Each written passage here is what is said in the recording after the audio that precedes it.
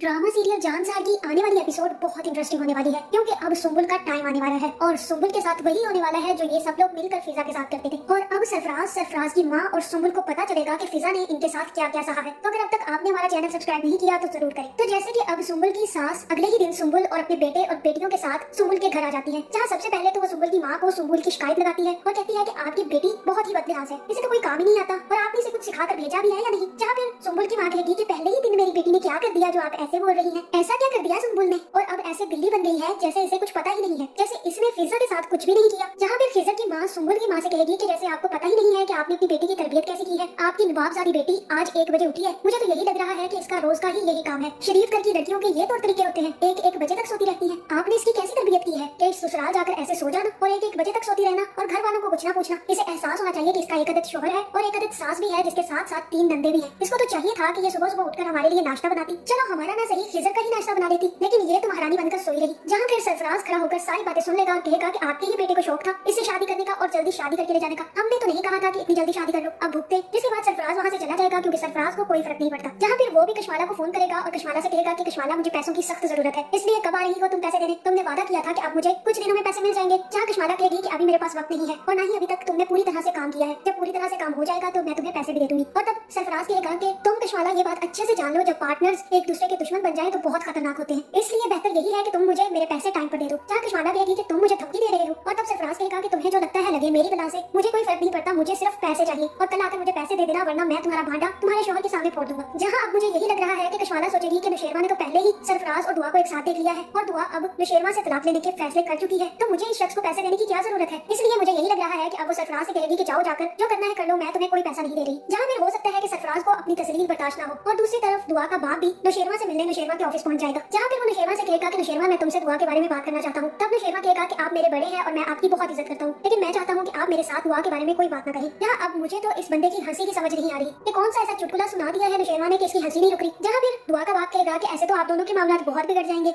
आप दोनों को मिल बैठकर कोई ना कोई हल निकालना होगा नुशेरवा। जहाँ नुशेरवा कहेगा कि मेरे पास तो इस चीज का कोई हल नहीं है, मैं तो उसको इतनी दफा सरफराज के साथ देख चुका हूँ, मैं इन सब चीजों को झुठला नहीं सकता। और दुआ आगे से कुछ बोलती भी नहीं है, ना ही मैंने उसे सरफराज को कुछ कहते सुना है, इसलिए मैं कैसे दुआ पर यकीन करूँ। मैं जब भी उस पर यकीन करने की कोशिश करता हूँ वो कुछ ना कुछ ऐसा कर देती है कि मुझे उस पर यकीन उठ जाता है। इसलिए अब आप दुआ के बारे में मुझसे कोई बात न करें और यहाँ से चले जाएं। जिसके बाद दुआ का बाप वापस आ जाएगा, लेकिन दुआ सरफराज से मिलना बंद नहीं करेगी, बल्कि जैसे ही सरफराज को पता चलेगा कि अब कशमाला उसके हाथ से निकल गई है और अब वो उसे पैसे नहीं देगी तो वो सोचेगा कि क्यों ना अपने दुआ से पैसे ले लूं। जहाँ फिर वो दुआ को फोन करके बुलाएगा और दुआ जैसे ही उससे मिलेगी तो सरफराज कहेगा कि वैसे तो मुझे कशमाला पैसे देने वाली थी, लेकिन अगर तुम चाहती हो तो मैं तुम्हें भी कुछ ऐसा दे सकता हूँ जिसके बाद तुम भी मुझे माला माल कर दोगी। जहाँ दुआ कहेगी कि ऐसा क्या है तुम्हारे पास जो तुम्हें कशमाला भी पैसे देने वाली थी और वो तुम्हें पैसे क्यों देगी। और तब सरफराज कहेगा कि हाँ वो मुझे क्यों पैसे देगी, क्योंकि मेरे पास ऐसा सबूत है, तो वो मुझे इसलिए पैसे देगी क्योंकि वो मुझसे काम करवा रही थी। ये देखो ये सुनो क्या कह रही है वो। जहाँ फिर सरफराज अपना फोन दुआ के सामने कर देगा, जहाँ फिर वो कशमाला की रिकॉर्डिंग भी ऑन कर देगा जिसमें साफ साफ पता चल रहा होगा कि कशमाला सरफराज को पैसे दे रही है और दुआ के साथ खेल खेल रही है। जहाँ फिर दुआ भी इसी ताक में थी और अपना फोन भी सीधा कर लेगी और रिकॉर्डिंग ऑन कर देगी, जिसमें कशमाला कहेगी कि तुम्हें मेरा काम करना है, तुम्हें याद है ना। जहाँ सरफराज कहेगा कि तुम दुआ को इसलिए हटाना चाहती हो क्योंकि तुम नुशेरवा को पाना चाहती हो और इसमें